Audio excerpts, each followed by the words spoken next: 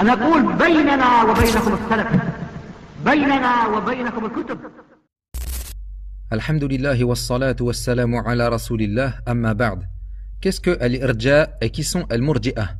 Al-irja dans la langue arabe, huwa at-ta'khir, c'est le fait de retarder une chose. Et dans le lexique religieux, huwa ta'khir al-a'mal an musamma al-iman, c'est le fait de faire sortir les actes de la foi. Donc pour les murji'ah, les actes ne font pas partie de la foi. Et ceci est en contradiction avec les textes comme nous allons le voir à la fin de cette vidéo, incha'Allah. Et Akhil Fadil, sache que al-murji'ah n'ont pas tous atteint le même degré dans al-irja. Le cheikh Abdul Aziz al-Rajihi hafidhahullah nous dit dans son explication du livre Al-Iman al-Awsat de Cheikh al-Islam Ibn Taymiyyah rahimahullah que les murji'ah se divisent en 4 groupes. Le premier groupe ce sont al-Jahmiyya. Et entre parenthèses, il ne faut pas vous étonner si vous entendez que telle secte fait aussi partie de telle autre secte, car souvent elles ont des croyances erronées en commun.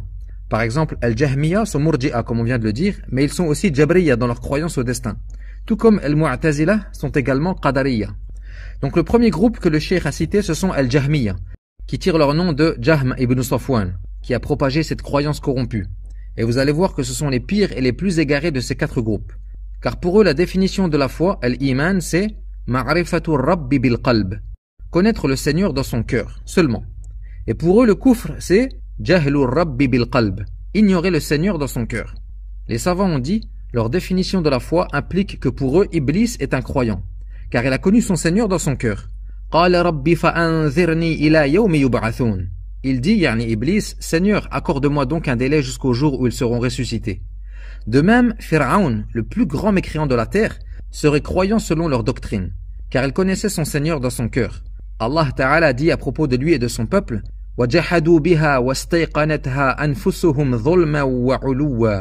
Ils les nièrent injustement et par orgueil, tandis qu'en eux-mêmes ils en étaient convaincus. Et Allah rapporte que Moussa dit à Pharaon, لَقَدْ عَلِمْتَ مَا أَنزَلَ هَؤُلَاءِ إِلَّا رَبُّ السَّمَاوَاتِ وَالْأَرْضِ بَصَائِرَ. Tu sais très bien que ces preuves n'ont été révélées que par le Seigneur des cieux et de la terre comme autant de clarté. Mais ce n'est pas tout. Les Juifs seraient également croyants selon eux, car ils savaient que le prophète sallallahu alayhi wa sallam disait la vérité. Allah Ta'ala a dit, الذين آتيناهم الكتاب يعرفونه كما يعرفون أبناءهم وإن فريقا منهم ليكتمون الحق وهم يعلمون. Ceux à qui nous avons donné le livre le reconnaissent comme ils reconnaissent leurs propres enfants, mais une partie d'entre eux cache la vérité alors qu'ils savent. Et même Abu Talib, l'oncle du prophète sallallahu alayhi wa sallam, qui est mort polythéiste et refusa de dire la ilaha illallah, serait croyant selon al-Jahmiyya, puisqu'il dit dans son poème connu, لقد علمت بأن دين محمد من خير أديان البرية دينا لولا الملامة أو حذار مسبة لوجدتني سمحا بذاك مبينا. J'ai certes su que la religion de Mohammed est l'une des meilleures de l'humanité. Et si ce n'était le blâme ou la crainte d'être insulté, tu m'aurais trouvé prompte à le déclarer clairement. Donc ceux-là, yani al-Jahmiyya, sont Ghulatul Murji'ah, les extrémistes parmi eux, au point que les savants les ont déclarés mécréants. Et ils ont de nombreux autres égarements comme on le verra dans une future vidéo, incha'Allah. Le deuxième groupe des Murji'ah sont Al-Karramiyya.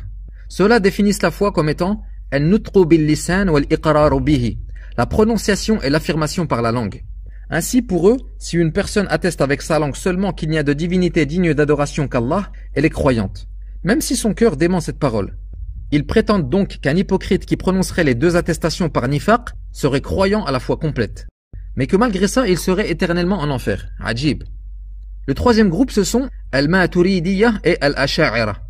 Pour eux, la foi, c'est Tasdiqul qalbi faqat, la conviction du cœur seulement. Donc l'inverse de Al-Karramiyya. Sauf que pour eux, la prononciation de la langue et les actes des membres sont obligatoires, mais ne font pas partie de la foi. Et enfin, le quatrième groupe, Murji'atul Fuqaha. Eux disent que la foi consiste en 2 choses. Tasdiqul qalb wa iqrarul lisan, la conviction du cœur et l'affirmation de la langue, mais que les actes des membres ne font pas partie de la foi. وَهُمْ طَائِفَةٌ مِنْ أَهْلِ السُّنَّةِ, comme a dit le cheikh al-Rajihi hafidhahullah.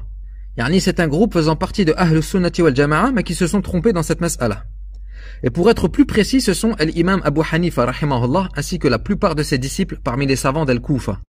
L'imam al-Tahawi rahimahullah, qui en fait partie, a dit dans sa aqida tahawiyya, وَالْإِيمَانُ هُوَ الْإِقْرَارُ بِاللِّسَانِ وَالتَّصْدِيقُ بِالْجَنَانِ.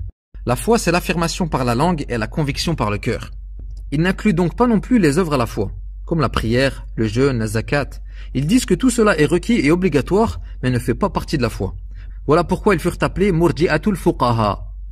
Et le premier à avoir adopté ce dogme est Hammad ibn Abi Sulayman, le cheikh d'Abu Hanifa. Il disait, les œuvres n'entrent pas dans la définition de la foi. Donc pour résumer, ce dernier groupe, contrairement aux précédents, ne sont pas des innovateurs. Plutôt, ce sont des savants, mais qui se sont trompés dans cette mas'ala. Quelle est la preuve qu'ils se sont trompés et que les œuvres font bien partie de la foi? Je vais me contenter de citer juste un verset et un hadith. Donc parmi les preuves du Coran que les œuvres font partie de la foi, la parole d'Allah Azza wa Jal, إنما المؤمنون الذين إذا ذكر الله وجلت قلوبهم وإذا تليت عليهم آياته زادتهم إيمانا وعلى ربهم يتوكلون الذين يقيمون الصلاة ومما رزقناهم ينفقون أولئك هم المؤمنون حقا. Les vrais croyants sont ceux dont les cœurs frémissent quand on mentionne Allah. Et quand ces versets leur sont récités, cela fait augmenter leur foi. Et ils placent leur confiance à leur Seigneur. Ceux qui accomplissent la salat et qui dépensent de ce que nous leur avons attribué, ceux-là sont les véritables croyants. Dans ces versets, Allah a donc inclus l'accomplissement de la salat et l'acquittement de la zakat qui sont des œuvres à la foi. Et dans la sunnah, nous avons la parole du prophète sallallahu alayhi wa sallam, Al-imanu bid'un wa sab'una shu'bah, fa afdaluha qawlu la ilaha illallah, wa adnaha imatatul adha 'anit tariq, wal haya'u shu'batun min al-iman. Il a dit sallallahu alayhi wa sallam, la foi comporte plus de 70 branches. La meilleure est la parole, il n'y a de divinité digne d'adoration qu'Allah, et la moindre est le fait d'ôter du chemin ce qui nuit aux passants. Et la pudeur est une branche de la foi, rapportée par Al-Bukhari et Muslim. Donc le fait de retirer de la route ce qui gêne les gens fait partie de la foi, et ceci est un acte des membres. Pour conclure, je vous donne une définition simple de la foi chez les gens de la Sunna. Le cheikh Hammad al-Ansari rahimahullah a dit, Al-imanu khamsu nunat, la foi c'est 5 nun, la lettre nun. I'tiqadun bil janan, une croyance avec le cœur.